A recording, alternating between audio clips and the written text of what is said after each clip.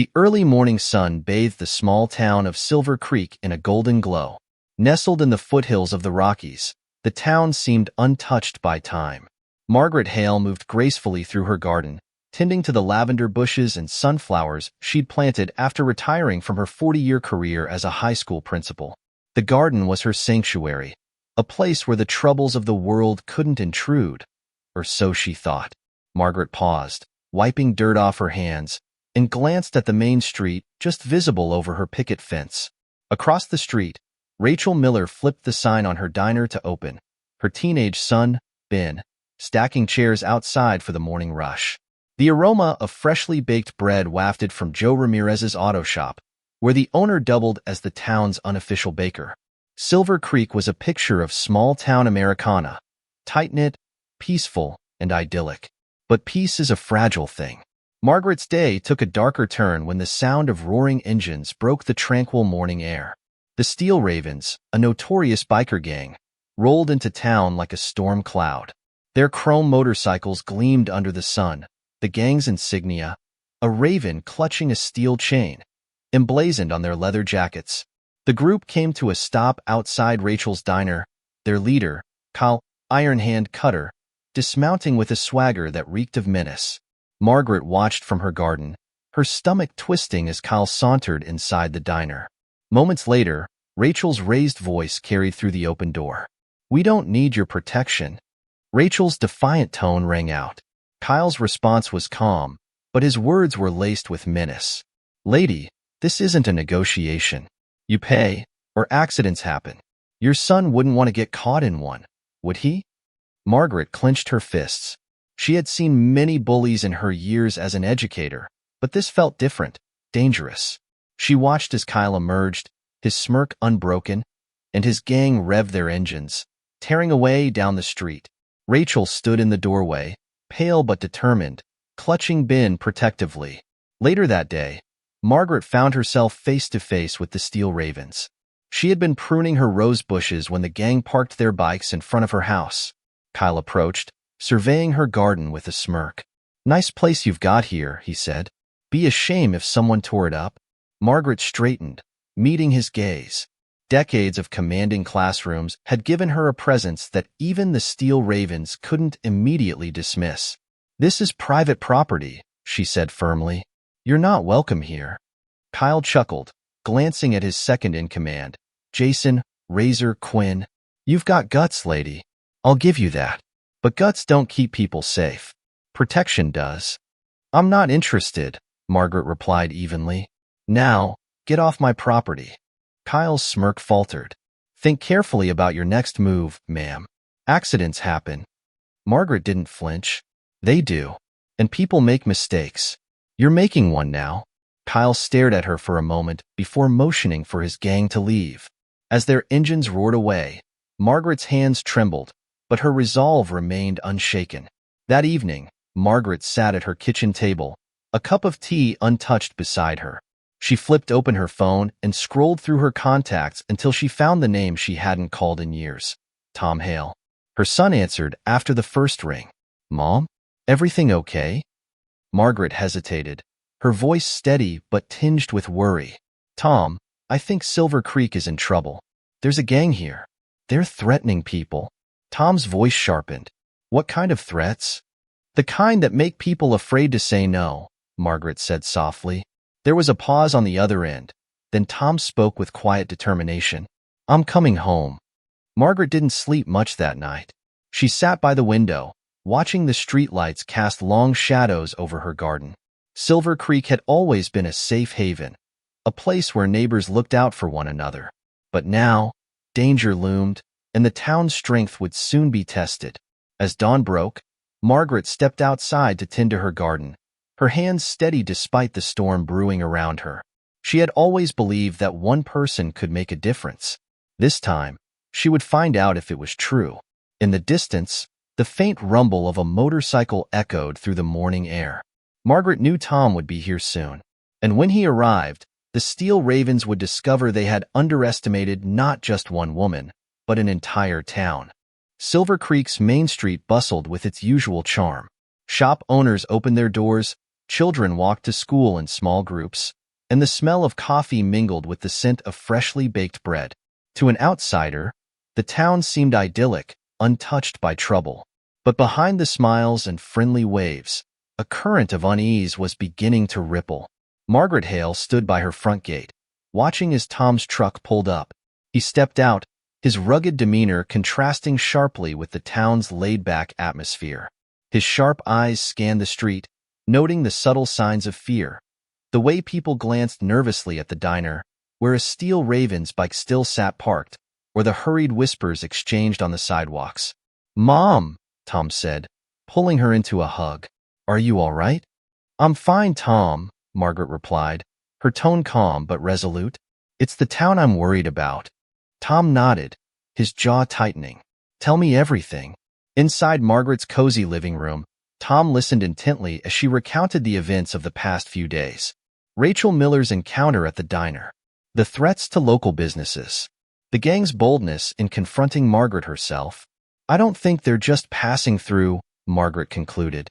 "They're planting roots, trying to take control." Tom leaned back in his chair, his mind already analyzing the situation. Years of Navy SEAL training had taught him to assess threats quickly and thoroughly. This wasn't just a group of rowdy bikers. Their actions suggested coordination and intent. "Have you talked to the sheriff?" he asked. Margaret hesitated. "Mike Grayson is a good man, but he's overwhelmed. He only has a handful of deputies, and they're not equipped to handle this." Tom stood, his expression grim. "Then we'll handle it another way. I'll start by talking to Grayson."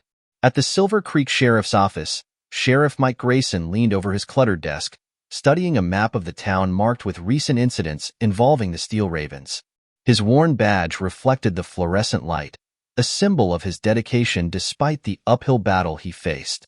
When Tom walked in, Mike's face broke into a tired smile. "Well, I'll be Tom Hale.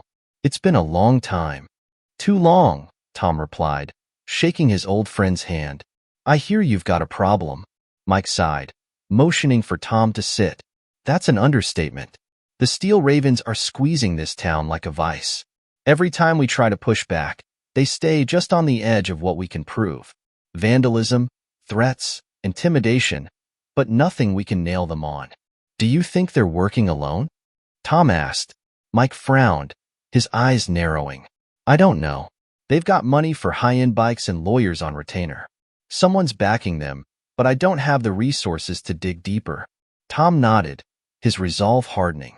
"You do now. I'm staying until this is handled." Mike's smile returned, this time with a hint of relief. "Good to have you on board, Tom. Just promise me one thing. Keep it legal. We can't afford to cross any lines." "Understood," Tom replied, though his mind was already racing with plans that might not align with Grayson's cautious approach. Meanwhile, at Rachel Miller's diner, the atmosphere was tense.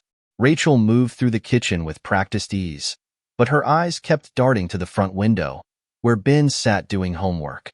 The Steel Ravens hadn't returned since their first visit, but the fear lingered. Joe Ramirez, the town's mechanic and unofficial handyman, entered, his usual cheerful demeanor subdued. He placed a box of fresh muffins on the counter. "On the house," he said. "Figured you could use a little kindness today." Rachel smiled gratefully. "Thanks, Joe. Things have been tense." Joe leaned in, lowering his voice. "Word is they've been hanging out at the old mill outside town. Might be worth telling someone." Rachel's smile faded. "What good would it do? They're untouchable." Joe patted her hand. "Not for long. I've heard Margaret's son is back. If anyone can handle this, it's him." That evening, Tom drove out to the old mill Joe had mentioned. The once thriving lumber site was now abandoned, its decaying buildings and overgrown grounds providing perfect cover for a gang's hideout. He parked a safe distance away and moved silently through the shadows, his combat experience guiding his every step.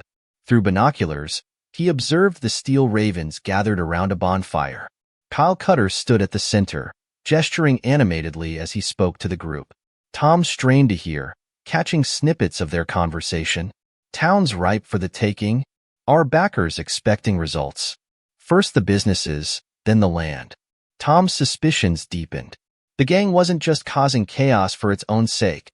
They had a larger agenda. But who was pulling the strings? He retreated into the darkness, formulating a plan. This wasn't just about protecting Silver Creek from a gang. It was about uncovering a conspiracy that threatened the town's very foundation. Back at Margaret's house, Tom shared his findings with her. "They're organized, Mom. Someone's funding them, and it's not small time. This goes deeper than I thought." Margaret nodded, her face calm but resolute. "Then we'll fight smarter. This town has faced challenges before, and we've always overcome them by sticking together." Tom smiled faintly. "You've always been the optimist. And you've always been the protector," Margaret replied. "But you don't have to do this alone." As the two sat in quiet determination, the distant sound of motorcycle engines echoed through the night. The Steel Ravens were moving, and Silver Creek's fight for survival was only just beginning.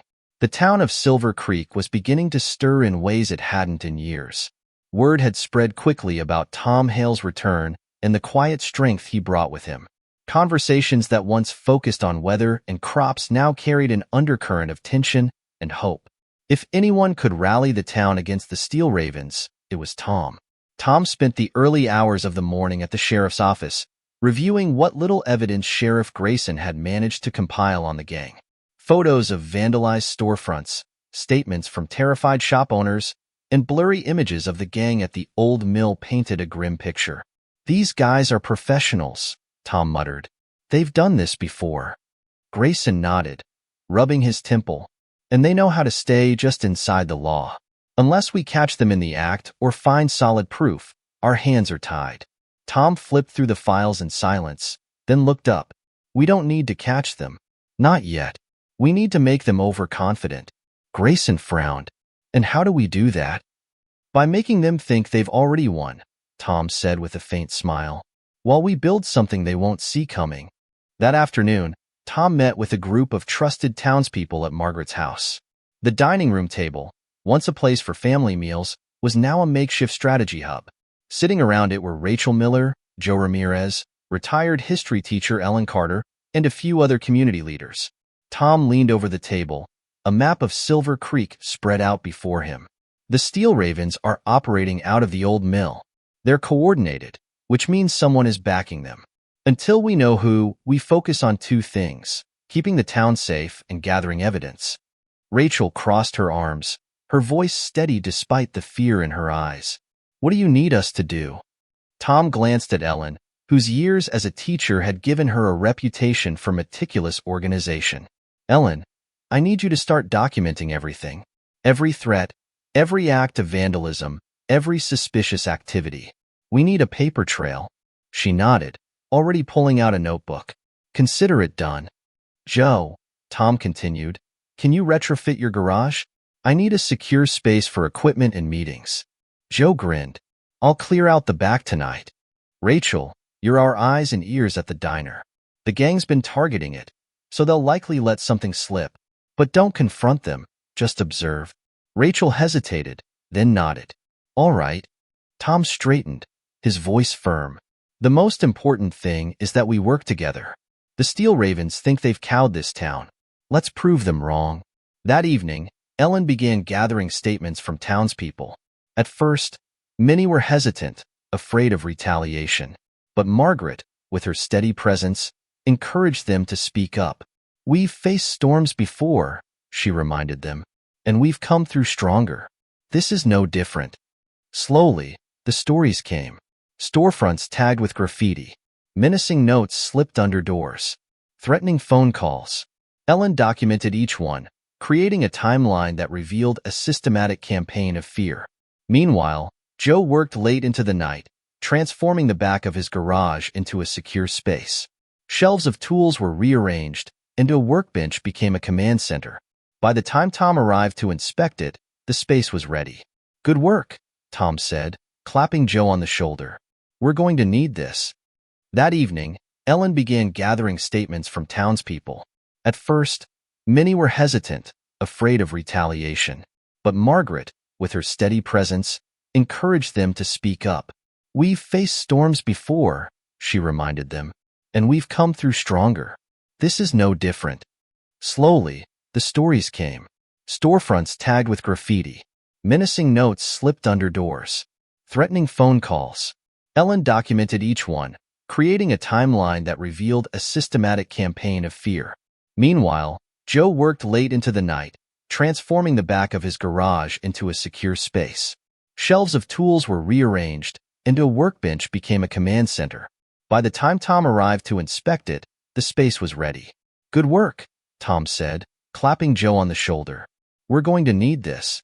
Across town, Kyle Cutter stood in the middle of the Steel Raven's hideout at the mill, his expression dark. Razor leaned against a nearby wall, smoking a cigarette. "The town's starting to buzz," Razor said. "That Hale guy is back.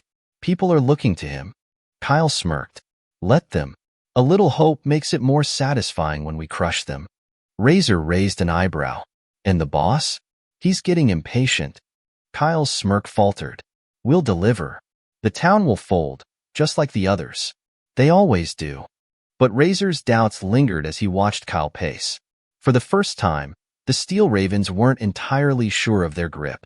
The next morning, Tom and Sheriff Grayson patrolled the town together, stopping at key locations. At the diner, Rachel handed them a cup of coffee and whispered, "They've been watching the hardware store. I think they're planning something." At the community center, Ellen presented Tom with a binder filled with statements and photographs. "It's not enough to take them down yet, but it's a start," she said. Tom flipped through the pages, nodding. "It's more than a start. It's a foundation." Grayson frowned as he looked over Tom's shoulder. "And what about the people funding them? You think we'll find anything at the mill?" Tom shook his head. "No. Whoever's backing them is smarter than that. But they'll slip up eventually. They always do." That evening, Margaret hosted another meeting at her house, this time with more attendees. The energy in the room had shifted from fear to determination. People who had been passive victims just days earlier now spoke with resolve. Tom stood at the head of the room, his voice calm but firm. "This town isn't just a target. It's a home. And as long as we stand together, no one can take it from us." Margaret watched her son with pride, seeing in him the same leadership she had nurtured in her students for decades.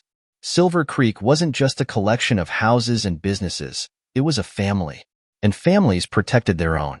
As the meeting ended and the townspeople dispersed, Tom lingered by the window, watching the street. The shadows of the Steel Ravens loomed over Silver Creek, but so did something stronger, the spark of resistance. "Let them come," Tom murmured. "We're ready." The first light of dawn crept over Silver Creek, casting long shadows across its streets. The town seemed quiet, but beneath the surface, the tension was palpable. The Steel Ravens had grown bolder, vandalizing more properties and shadowing community leaders. Yet, the townspeople, once hesitant, were beginning to stand taller, fueled by a newfound sense of unity. At Joe Ramirez's garage, the resistance group gathered around a large table covered with maps, notes, and photographs. Ellen Carter stood at one corner, updating the growing timeline of the gang's activities. Rachel Miller handed out steaming cups of coffee while Margaret sat beside Tom, observing the group's focus. Tom tapped the map with a pen. "The Steel Ravens are escalating. They're testing our limits. Last night, they slashed tires at the hardware store and threw bricks through the school's windows. This isn't random. They're trying to break our spirit." Joe leaned forward, his fists clenched. "So what do we do? Sit back and let them keep pushing?" "No," Tom said firmly. "We push back, but smartly. Every time they act, we gather evidence. Every threat, every piece of vandalism. They're leaving a trail, and we're going to follow it." Rachel's voice trembled with frustration. "They've been watching Ben. I've seen their bikes parked near the school. If they hurt my son—" "They won't," Tom interrupted, his tone leaving no room for doubt. "We'll protect everyone, but we can't let them bait us into making mistakes."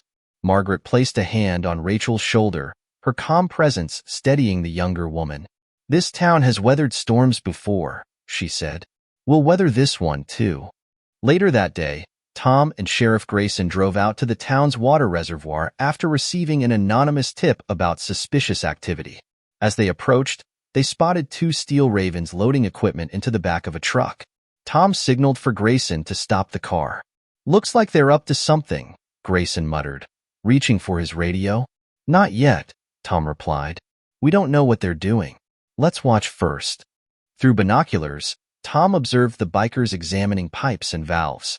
One of them sprayed red paint on a control box, marking it with the gang's insignia. Tom's jaw tightened. They're targeting the town's water supply, he said, probably planning to sabotage it as leverage. Grayson cursed under his breath. If they do that, it'll cripple the town.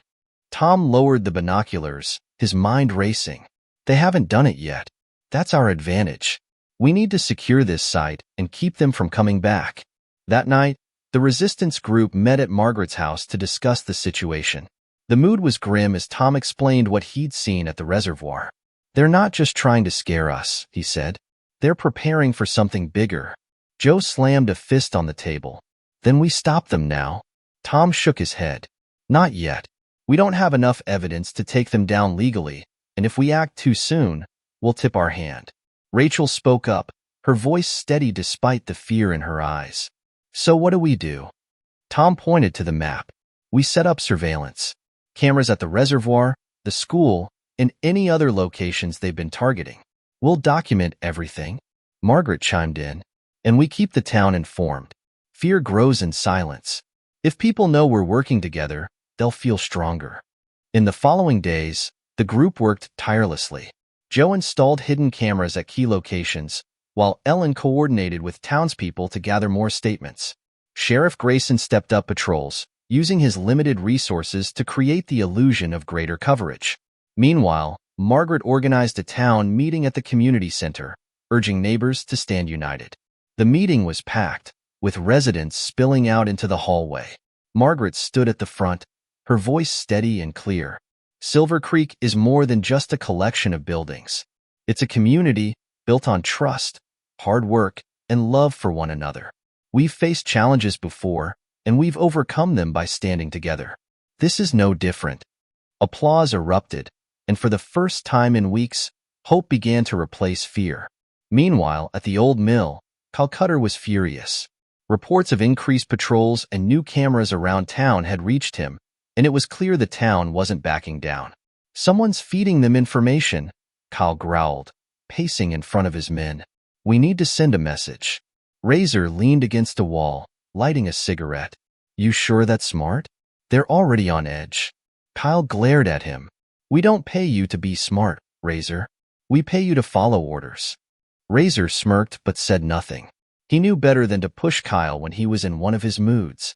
Late one night, Tom and Joe reviewed the footage from the hidden cameras.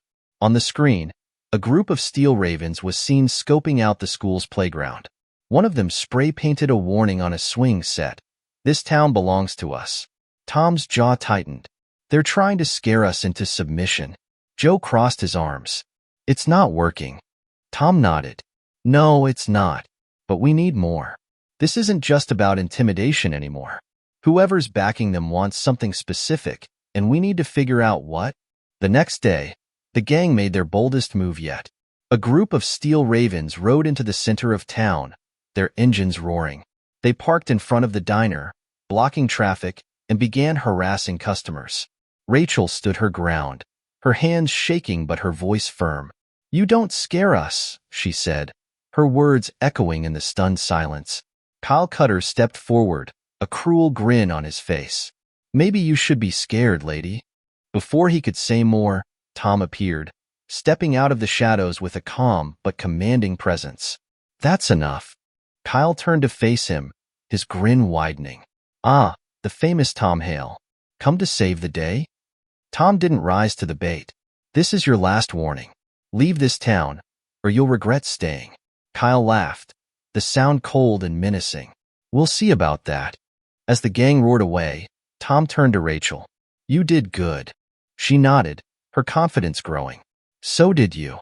As night fell over Silver Creek, the townspeople prepared for what they knew would be a long fight. The Steel Ravens had drawn a line in the sand, but so had the town.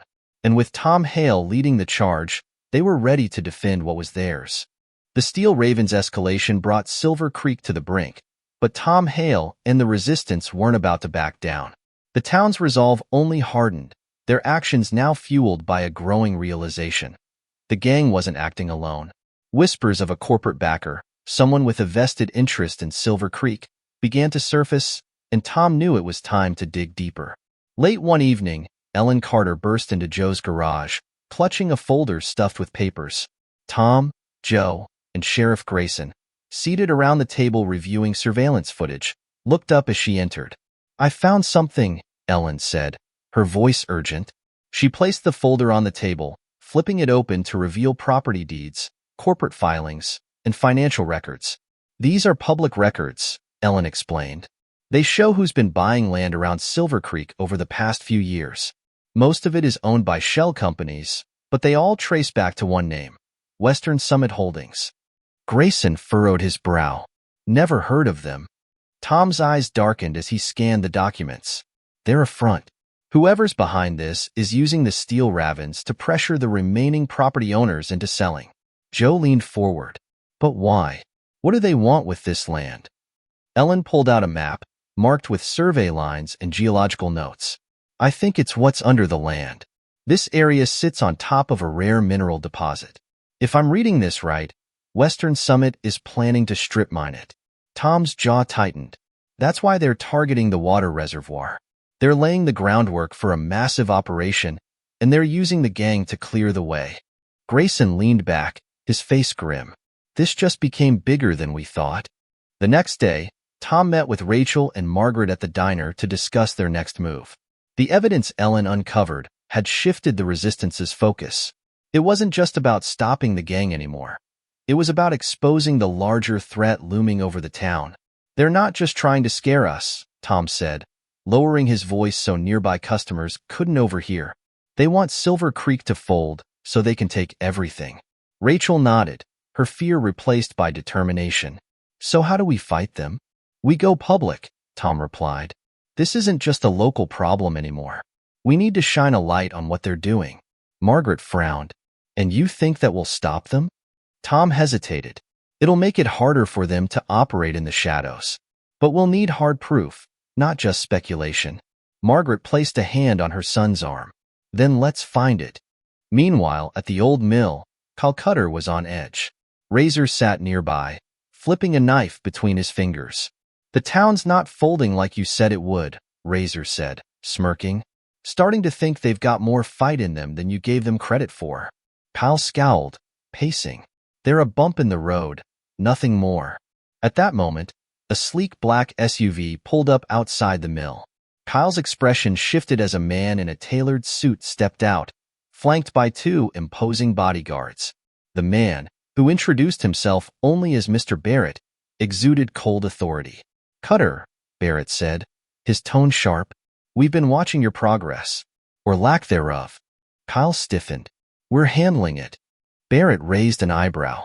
"It doesn't look like it. Western Summit didn't hire you to play games. Get the town in line, or we'll find someone who can."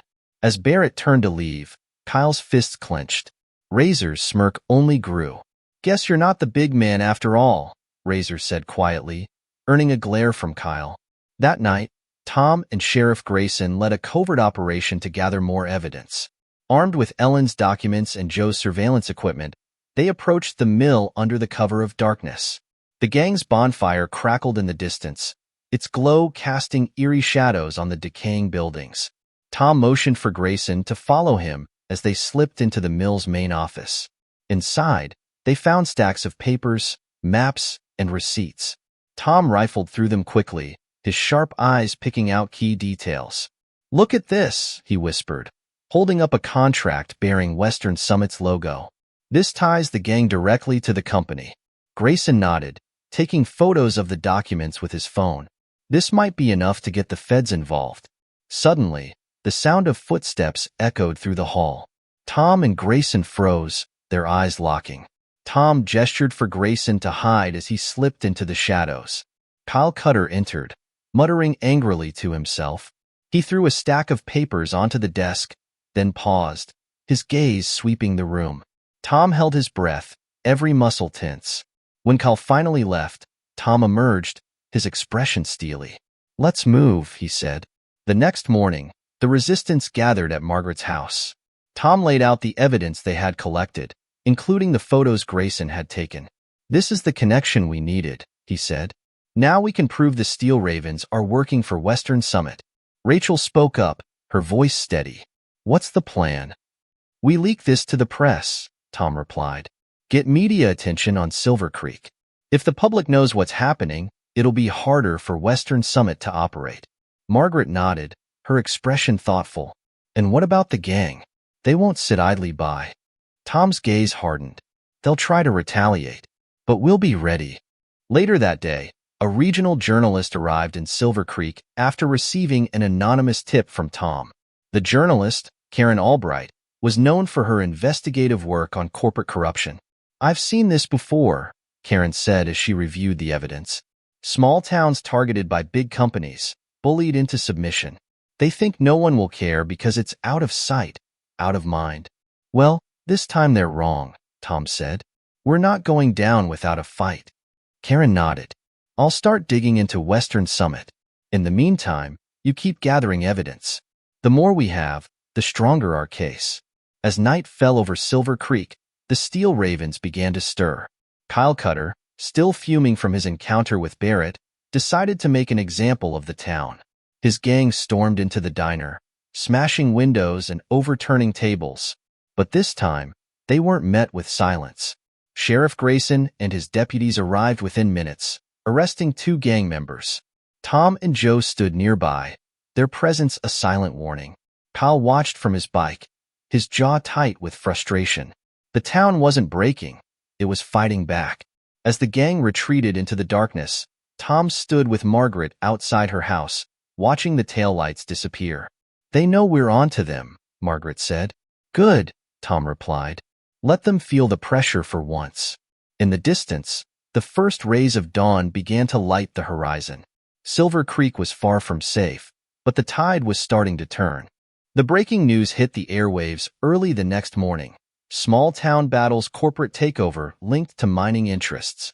Karen Albright's expose detailed the evidence Tom, Ellen, and Sheriff Grayson had uncovered, tying Western Summit Holdings to a systematic campaign of intimidation and land acquisition. Silver Creek's story began to spread, drawing attention from regional and even national news outlets. But while the media spotlight brought validation and a sense of justice, it also painted a target on the town. The Steel Ravens were furious, and Western Summit was desperate to salvage their operation. At Joe's garage, the resistance group watched the news unfold on an old television. Karen Albright's voice carried over the crackling speakers as she narrated the story. Western Summit's plan was simple: use intimidation to force residents to sell their land, clearing the way for a massive strip mining operation. But what they didn't count on was the courage and resilience of Silver Creek. Rachel leaned forward, her face a mixture of pride and concern. "We did it. People are finally listening." Ellen nodded, but kept her expression serious. "That means the pressure is only going to get worse. They'll fight harder now." Tom stood by the window, watching the street for any sign of retaliation. "Let them. We've got the evidence, and the town is united. They can't win unless we give up, and we're not giving up." At the old mill, Kyle Cutter was livid. The gang's hideout buzzed with tension as Razor and the others sat in uneasy silence. Kyle paced back and forth, barking orders. "This is on you, Razor." Kyle snapped. "You were supposed to keep them scared, and now we're all over the news." Razor, usually quick with a sarcastic retort, stayed silent, flicking his knife absent-mindedly. He knew the gang was losing control, and Kyle's rage wasn't helping. Before Kyle could lash out further, Mr. Barrett arrived, flanked by 2 more corporate enforcers.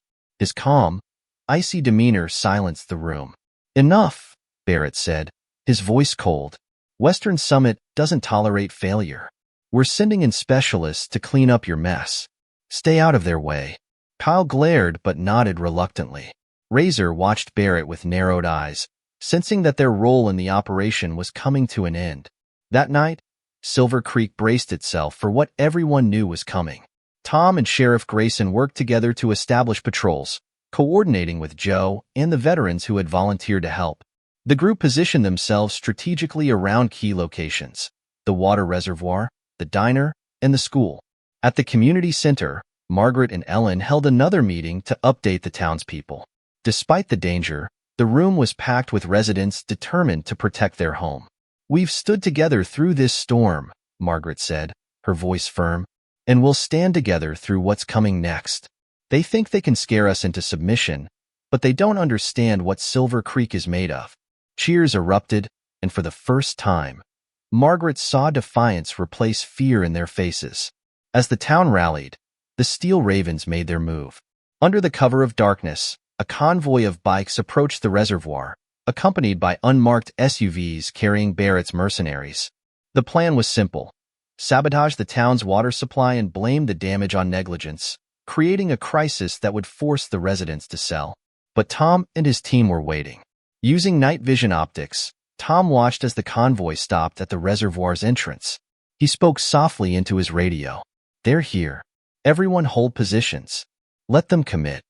Joe and his team, hidden in the nearby woods, watched the bikers begin unloading tools and equipment. Sheriff Grayson's deputies stood by, ready to move on Tom's signal. At the mill, Razor was alone, watching the gang's hideout grow quieter as the mercenaries took over. He flipped his knife one last time before tucking it into his pocket and slipping out the back. Razor had seen enough to know when a ship was sinking, and Kyle's stubbornness wasn't going to stop it. He made his way to Margaret's house, where Ellen and Rachel were discussing logistics. When Razor knocked on the door, Ellen opened it cautiously. "You've got a lot of nerve showing up here," she said. "I'm not here to fight," Razor replied, raising his hands. "I'm here to help. You want to know what Barrett's really planning? I'll tell you everything." At the reservoir, the situation escalated. Barrett's mercenaries began planting charges along the water pipes, their movements precise and professional. Tom's voice came through the radio. "Now." In an instant, the calm night exploded into action. Sheriff Grayson and his deputies moved in, their flashing lights illuminating the scene. Joe's team emerged from the woods, cutting off the bikers' escape route. Barrett's men reacted quickly, drawing weapons, but Tom was faster. He tackled one mercenary, disarming him with practiced ease, while Grayson's team took control of the others. Kyle Cutter, realizing the operation was falling apart, tried to flee on his bike. Joe intercepted him, his truck blocking the narrow road. Kyle's bike skidded to a stop, and he turned to face the older man. "You've lost," Joe said simply. Kyle sneered but didn't reply as deputies cuffed him and hauled him away. The next morning, Silver Creek was quiet again. But this time, the calm felt different.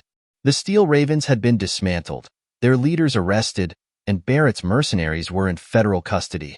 At Margaret's house, the resistance group gathered to celebrate their victory. Razor, now cooperating with law enforcement, provided the final pieces of evidence needed to expose Western Summit's corruption. "You've done something incredible here," Karen Albright told the group. "This story is going to inspire other towns to stand up for themselves." Tom smiled faintly but remained focused. "It's not over yet. Western Summit will try to regroup. We need to make sure they can't recover." Margaret placed a hand on his shoulder. "You've given this town its strength back, Tom. Whatever comes next, we'll face it together." As the group looked out over the town, the first rays of sunlight painted the streets in gold. Silver Creek had won a battle, but the fight for justice wasn't finished yet. The sun rose over Silver Creek, casting a warm glow on a town that had endured the unthinkable and emerged stronger. The remnants of the Steel Ravens campaign were slowly being erased. Broken windows were replaced, graffiti scrubbed away, and streets once dominated by roaring motorcycles now buzzed with the peaceful chatter of neighbors rebuilding together. But the battle was not yet over. Western Summit Holdings still loomed in the background, and Tom Hale knew that the fight for Silver Creek's future wasn't truly won until the corporation was held accountable.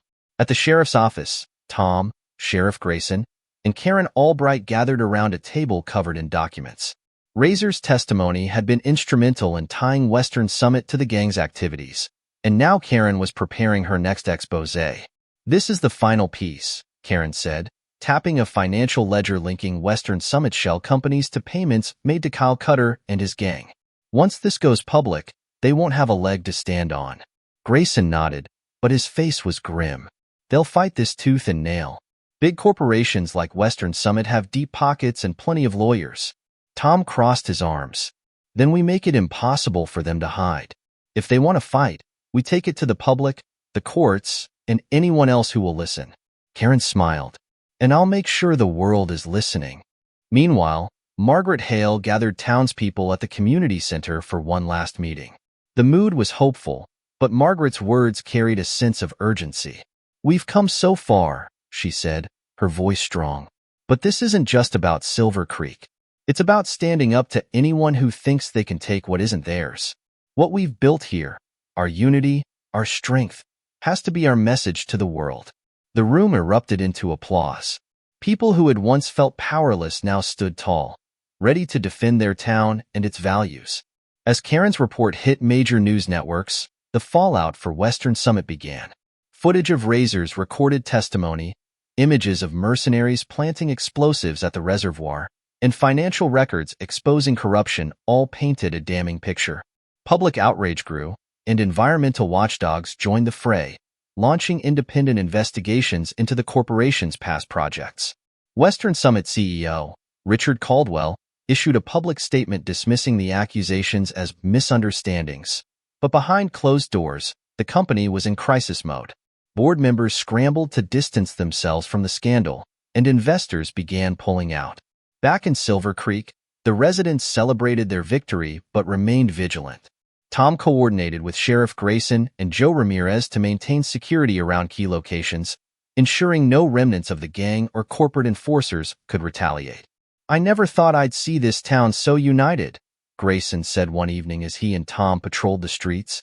Fear can break people, Tom replied, but it can also bring them together when they realize they're stronger as one. Grayson chuckled. You should run for mayor. Tom smirked. Let's get through this first. The final blow to Western Summit came when federal investigators raided their headquarters. Razor's testimony had revealed more than just their activities in Silver Creek. It exposed a nationwide pattern of resource exploitation and corruption. Margaret and Ellen's meticulous documentation, combined with Karen's reporting, provided the evidence needed to take the case to court. The headlines read, Western Summit CEO indicted in widespread corruption scandal. Silver Creek had not only saved itself, but had also sparked a national reckoning. In the weeks that followed, Silver Creek began to heal. Rachel's Diner, once the scene of so many threats, was filled with laughter and life again. Ellen Carter helped establish a town archive, preserving the story of their resistance for future generations. Joe Ramirez's garage, once a makeshift command center, returned to fixing cars, but not without a plaque on the wall honoring the town's resilience. Tom stood with Margaret in her garden one crisp morning, the scent of blooming flowers mixing with the fresh mountain air. You've done more for this town than anyone ever could, Margaret said, her eyes filled with pride. Tom shook his head. It wasn't just me. This town saved itself. I just gave it a push.